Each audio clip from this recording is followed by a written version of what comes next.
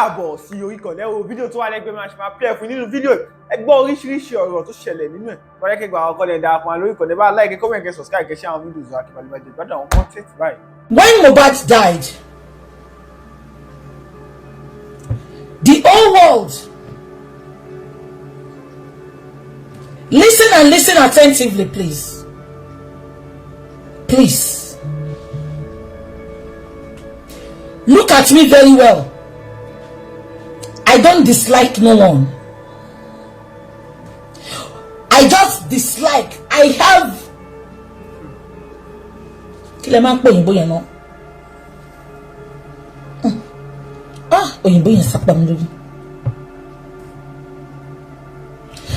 I just have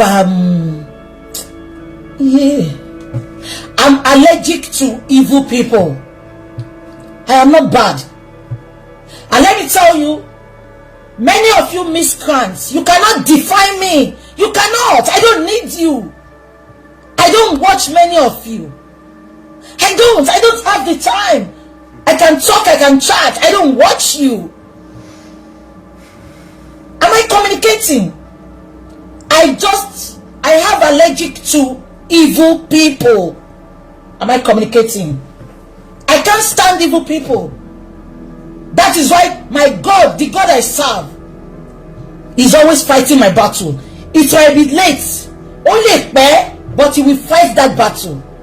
When that fake prophet Israel Oladele Genesis, I was the one that went into that church, that watched that church, that supported that church.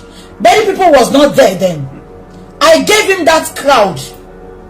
And when I saw what he was doing, that he was just, milking the public, lying about prophecies, I wanted to walk away initially.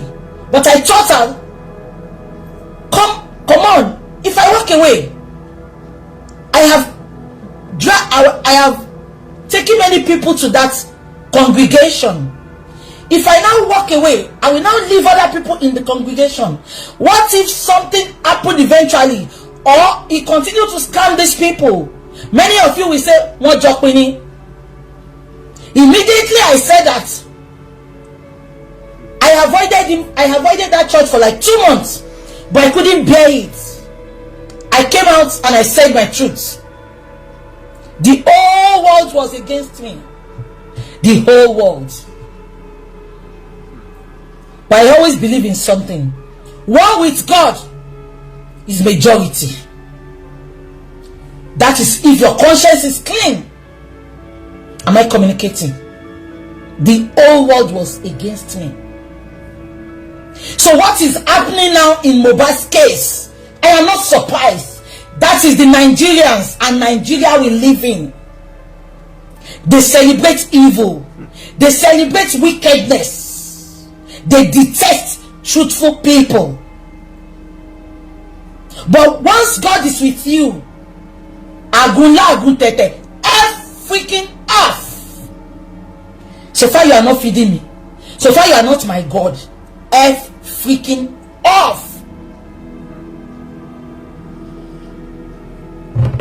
Am I communicating? When justice for Mohbad started, I'm not going to bore you tonight. I just want to go back and come back somewhere. When justice for Mohbad started, Jehovah bear me witness, I never danusi, because I'm like, anybody can die. So far, because somebody is older than us now or younger than us, God does not say somebody will die before somebody. I believe anybody can die. Am I communicating? Now, I saw bloggers, blogging, talking about it. I'm like, who is this boy? Me, I don't pretend. I don't know Mohbad. Me, I don't listen to all these, worldly songs. That's why you see me. I don't know how to sing it. If they tell you that if they tell me that it is worldly song that will take me to heaven, I will not go to heaven at all, because I don't know it. That's why you hear me say, "Oh, na Westo." I love Mohbad songs a lot. Because when you listen to him, he's a prophet. Everything that is happening to him now, he has sung it already. My come me. If na no be enemy, I come me. Even if it's in the 9 minutes. Mohbad knew he was in the midst of enemies, but unfortunately, I don't know why he cannot remove himself. I see Mohbad, may his gentle soul rest in peace. I see Mohbad as somebody that cannot stand alone, that cannot do without friends, that cannot do without nuisance, evil people that call themselves friends.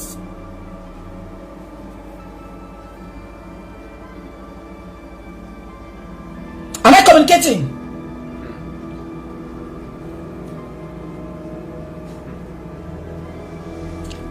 Now, that is not the bone of contention. They said Mohbad died on the 12th of September 2023. If I'm correct, I stand to be corrected, please. People were talking, I was not interested because it's not everything that happens on the social media that I can see. Am I communicating? So I just thought it's one of those deaths. So I was not interested. Am I communicating? And anybody that knows me, I don't go with the flow like that. If people are talking about a topic, if you see me putting my mouth in that topic, but it has shown that they are being biased or they are being hypocritical. That's why you see me when I come out, I talk. It's like that is the Anjori and that lady that sells jewelry then. You remember? I never want to interfere. But when I saw that people that are coming out, they are so hypocritical. They are not saying it as it is. I updated and I came out and I put out my analysis and I went back in. That is me. I don't give a freaking fuck about any of you. Honestly, F off.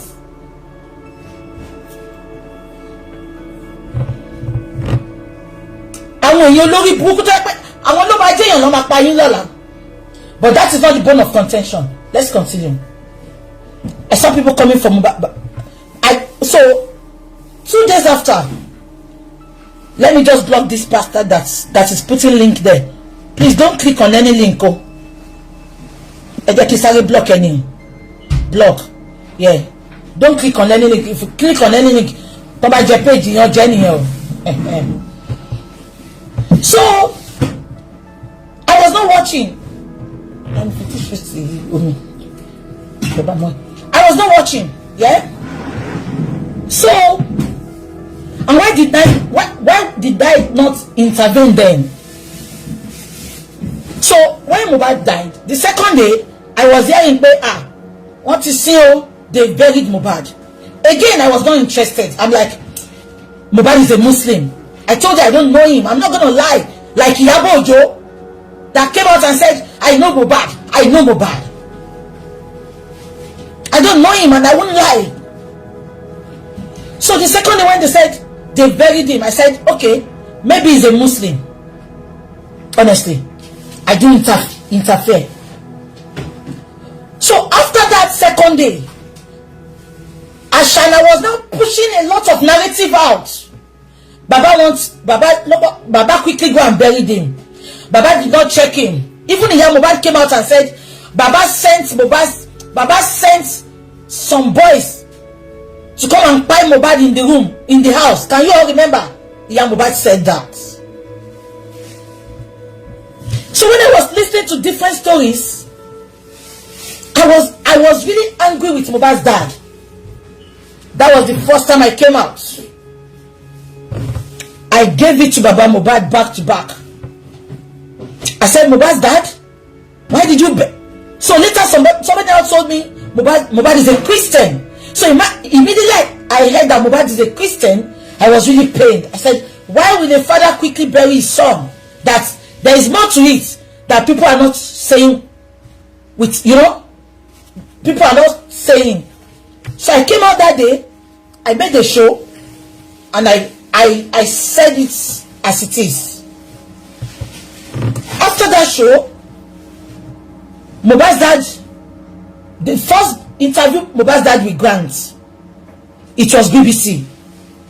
That interview, somebody sent that interview to me because I don't watch all this. I don't watch them because many of them, they do things because of money. They are not truthful to themselves. They don't have conscience. Many of these bloggers have sold their conscience to the devil. Am I communicating? So when Baba made the first interview with BBC, somebody sent it to me. I listened to it. I said, what? Was this the reason this man buried this boy quickly? People started putting updates. Darusha started putting updates. A lot of people were putting updates. Now, that is not the bone of contention. I know many of you, we know the story already. Now, let's go to what has been trending for the past 3 days. Am I communicating?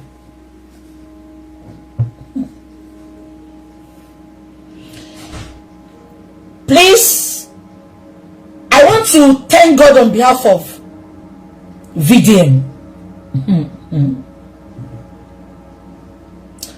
Number one, do you know why I want to thank God because of for VDM? VDM came out a few weeks ago and he said Iyawo Ojo invited him, that she wants to see him. Let me bust your bubble. Thank God VDM spoke. VDM kept it as a secret. And eventually Iyawo Ojo now casted him. Myself and yourself that are watching me, we can never trust VDM again. Am I communicating? Eba mi fi yen si owo sin.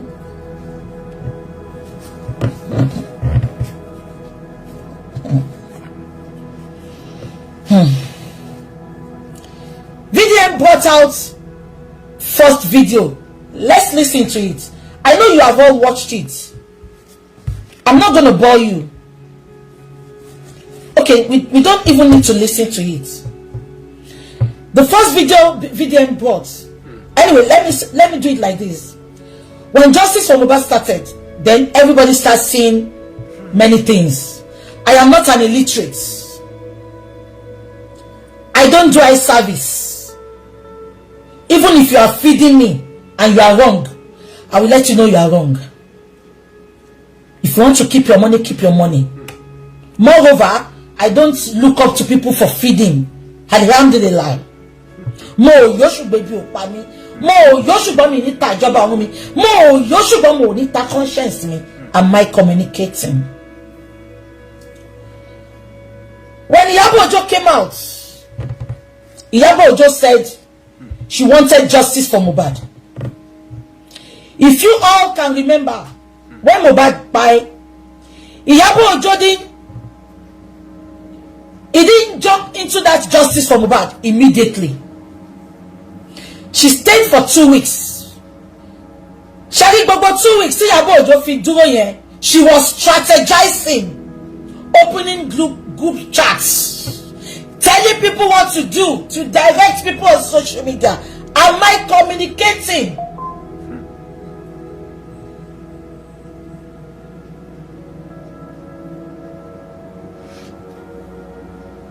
Am I communicating? The 2 weeks Iyawo Ojo never intervened. She was strategizing.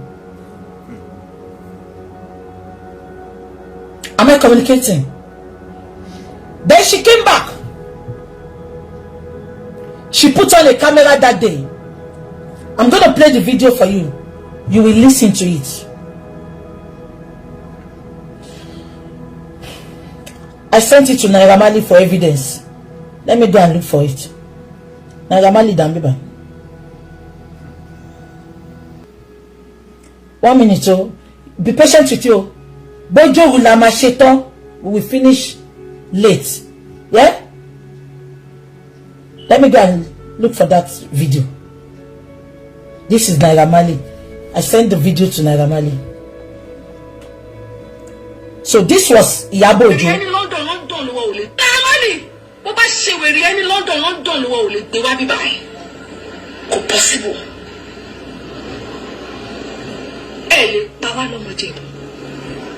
It's not possible. And if you say you don't, you gotta come out and defend that. You cannot keep killing our boys and killing their dreams. If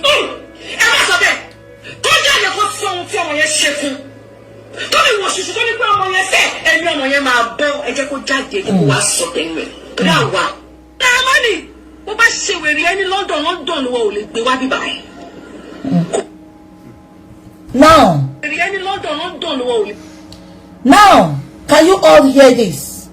When Mohbad died, they said Mohbad died of ear infection. They saw that the country were not, it was not adding up. They now came out again with another narrative. The 2 weeks Iyabo did not come out, she was planning a strategy. She was strategizing. Yeah.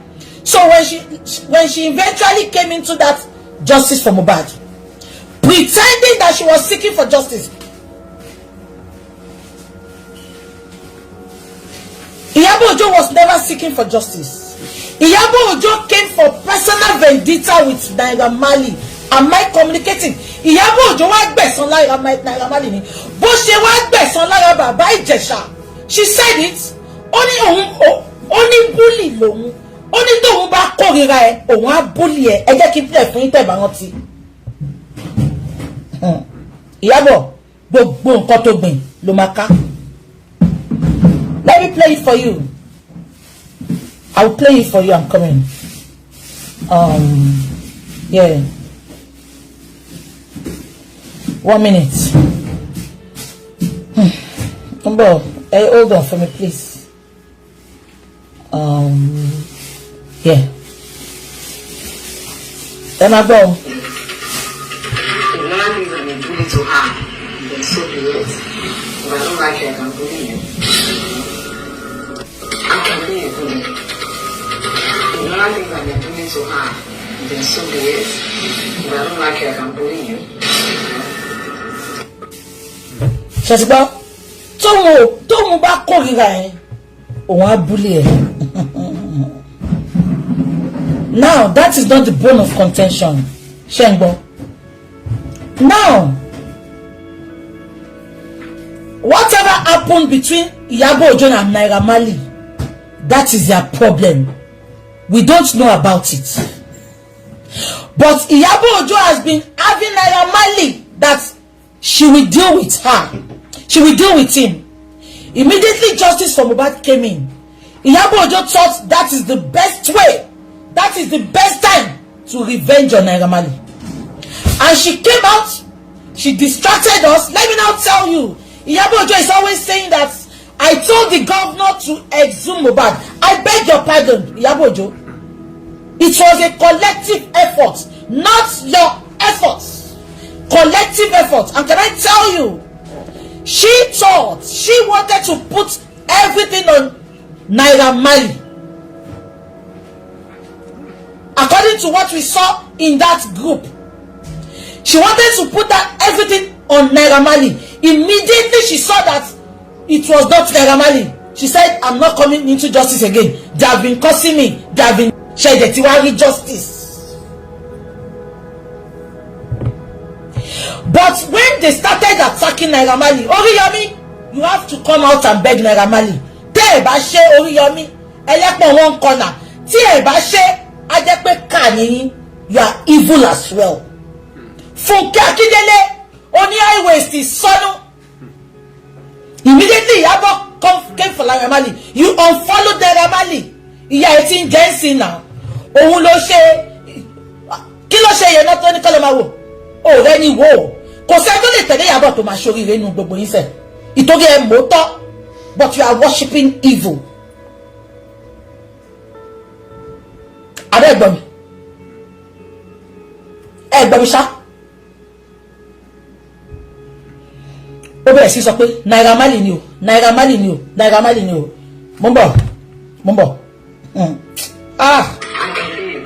Ẹ jẹ́ kí n mo fẹ́ send message kọ́kọ́ bá mi send nǹkan ẹ má bínú fún un.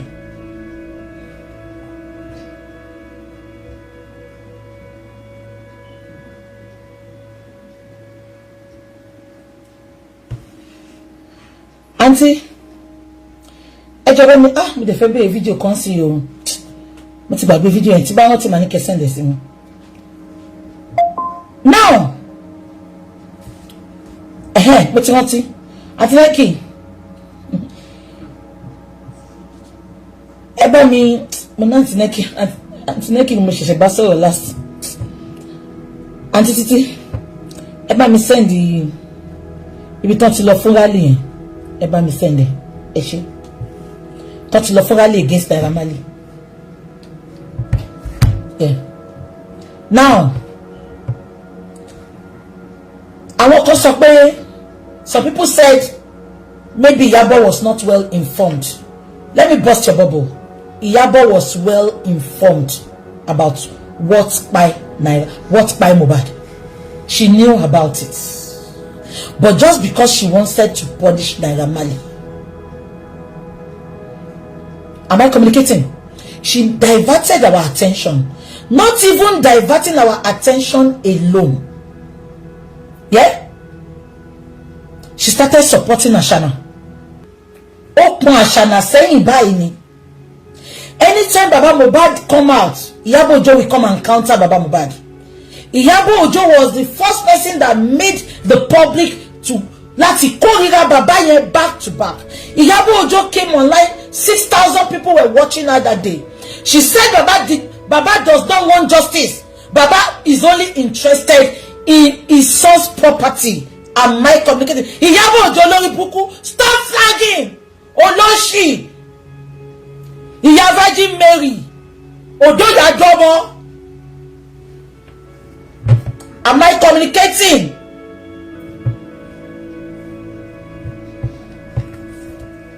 Shengbomi.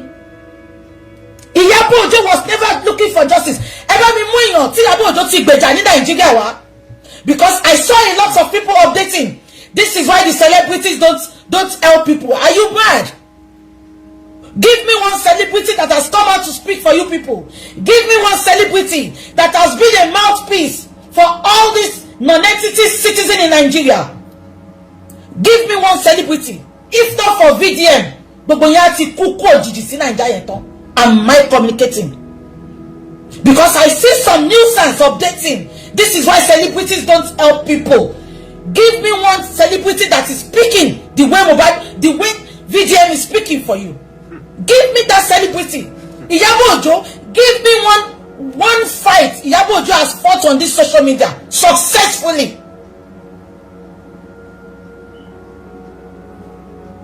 Now let's assume she doesn't. Nobody told her. Ashana lied to her. She called herself an educated being. Am I communicating? Go and ask anybody that is always telling me things. I will tell them, send me evidence. If you don't have evidence, don't come and if you see a lot of videos and everything people send me here, I just ignore them. Because I will not listen to me. Message. Am I communicating? They gave you a narration. Emma, she came back. They told you it was Emma. They told you that it was the beating they beat Mohbad that spy in. Why didn't you ask the person that told you to? Why didn't you ask them that kilo did say gbogbo video yisita until gbati bobo yiku? Iyabo did not ask that question. Why are you just putting out the videos now? Iyabo did not ask that question. Immediately she heard that it was Naira Marley, she came out and said Naira Marley lupa. Having said that, they now went on rally. Before play the rally for you. I never knew the rally was to cancel Naira Marley. Go and watch that rally. All of them were saying there was cancel Naira Marley, cancel Naira Marley, kilo day. I am always coming out there and telling people, I told people to give me one video that shows Naira Marley beating this boy. They couldn't provide it. They were providing us little wound, small wound. I want to ask a lot of you today. Even this Olori Buku Iyabo Ojo Tolohu Ohun Gbeja Mohbad. Iyabo Ojo Gongo is a bully. Hasn't Hasn't she told you people now that I am a bully? Ẹ bá mi lọ bèrè lọ́wọ́ àwọn ọmọ tó ń ṣiṣẹ́ fún Ìyábọ̀ Òjó. Ọmọ tó parọ́ tó lóun fún ní mọ́tò ń jọ sí. Ọmọ yẹn padà wá tú àṣírí ẹ̀. Ó ní ó jẹ́ àwọn lówó iṣẹ́, ó máa lu àwọn, ó máa use àwọn, ó máa gbé àwọn fọ́kùnrin, òun ló máa gbowó. Ó lóun fún gẹ̀ yẹn ní mọ́tò ń bá yẹn, àṣírí padà tú now. This Ìyábọ̀ Òjó, she confirmed to you all that she is a bully. That if she doesn't like you all, she can bully people. You are now getting it twisted. One noni, one bully any shiori re gbogbo yin ten sọ̀rọ̀ yìí. Àkọ́bí yín máa kú, àbígbẹ́ yín máa tẹ̀lé. Bẹ́ẹ̀ ṣe ń gbókù wọlé lọ́ba máa ṣe gbókù jáde nínú ilé yín. Àyàfi tẹ́ ẹ̀ bá ṣàbíyamọ. Ìkàlẹ̀ yín Nàìjíríà, mo dẹ̀ sọ. Ìtorí ẹ̀ lọ́lọ́run ṣe fún yín ní Bọ́lá Tinubu. Ìtorí ẹ̀ lọ́lọ́run ṣe fún yín náwọn ìjọba tí ò nífẹ̀ẹ́ yín. Ìtorí ẹ̀ lọ́ ṣe ń ṣe yín yàmàyàmá. Tọ́mọ máa flash owó yín tọ́jú lójú yín. Iron sharpness iron. Ẹ fit ìjọba tọ́lọ́run fún yín. You are wicked. Ìkànnì yín. Mélòó nú yín ni ò kí ń búlì ọmọṣẹ́. Mélòó nú yín ni ò kí ń frustrate family ẹ̀gbọ́n. Ẹ wá gbé yẹn sórí.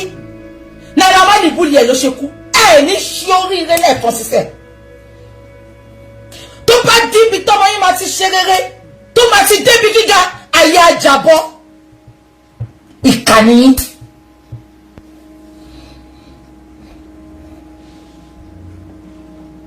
Ìgbà tó bá tàwọn ní Naira Marley ni. Mo ní ẹ fún mi ní fídíò. Mo ní tí ẹ bá lè provide fídíò bí tí Naira Marley ti nà, mo ní bá yín sọ. Abẹ́ ìrántí ni. Ìgbà tó olórí burúkú jókòó ti PayPal afòkú gba avatar ṣé kí n já yín sí. Gúùpù yẹn nìkan kọ́ ní Ìyábọ̀ sí o. Àwọn afòkú gba avatar yá àbíkú ápú. Ó ṣí gúùpù fáwọn náà. Ẹ tí ì rí nǹkankan. Ìtorí ẹ̀ mo ṣe ń wo many people tó ń bú VDM. Ó ti ń waste time. Calm down. Ìyábọ̀ Òjó ṣí gúùpù káàkiri ni to attack people like us that are seeking for justice. Ìyábọ̀ Òjó tó bá kújọ́ kan. Ọ̀rọ̀ bí marriage ní oríire. Ọ̀rọ̀ bí kọ́ bímọ lóríire. Ìgbà tẹ́ ẹ̀ travel ẹ̀yin olórí burúkú. Ìgbà tẹ́ ẹ̀ wà exposed ojú yín ò là.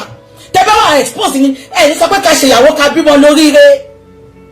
Àìmọye òyìnbó bí tí ò bímọ. They are living their lives. They are rich in pounds. Wèrè kan wá ṣèyàwó, ó wá bímọ, ẹ ṣe oríire o, àbólórí burúkú ni yín ni. Ẹ wá fi wèrè àwọn nǹkan wèrè méjì yẹn, ẹ fi ń compare, ẹ fi ń justify òbí gidi. Ẹ̀yin olórí burúkú ìkà.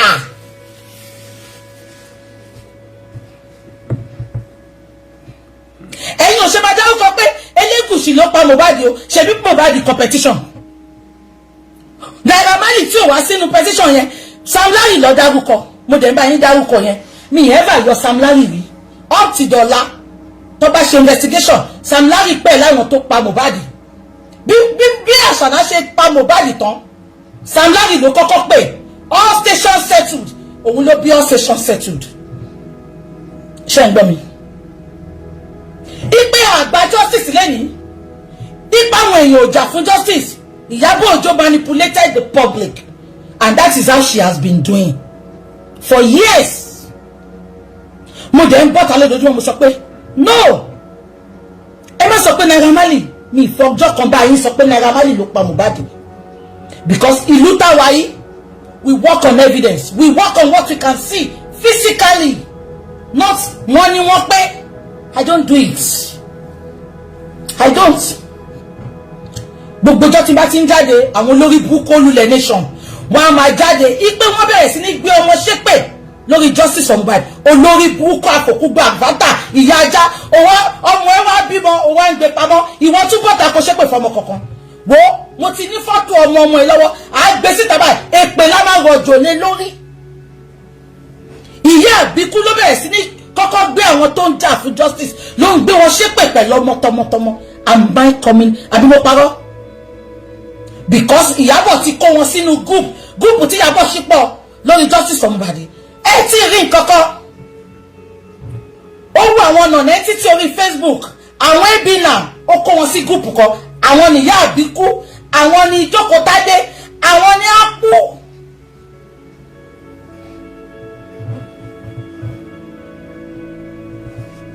Ìwọ tó sọ pé why do you always protect Ramani? Ikú ló máa pa ẹ́.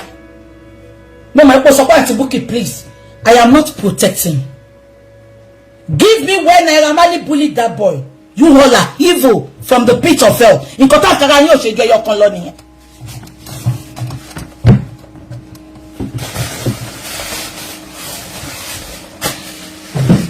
Ẹ jẹ́ ká máa sọ̀rọ̀.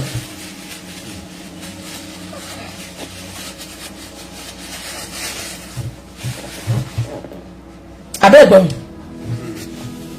Ẹ jẹ́ ká máa sọ̀rọ̀. Mo ní tí n bá rí evidence mo ní ṣe. Ìgbà tán wá rí pé mo ò gbà wọ́n bẹ̀rẹ̀ sí ní attack. Wọ́n dẹ̀ ti gbàgbé pé kò sí nǹkan kan tó lè ṣe tó máa affect me. You don't know where I'm coming from. If you know where I'm coming from,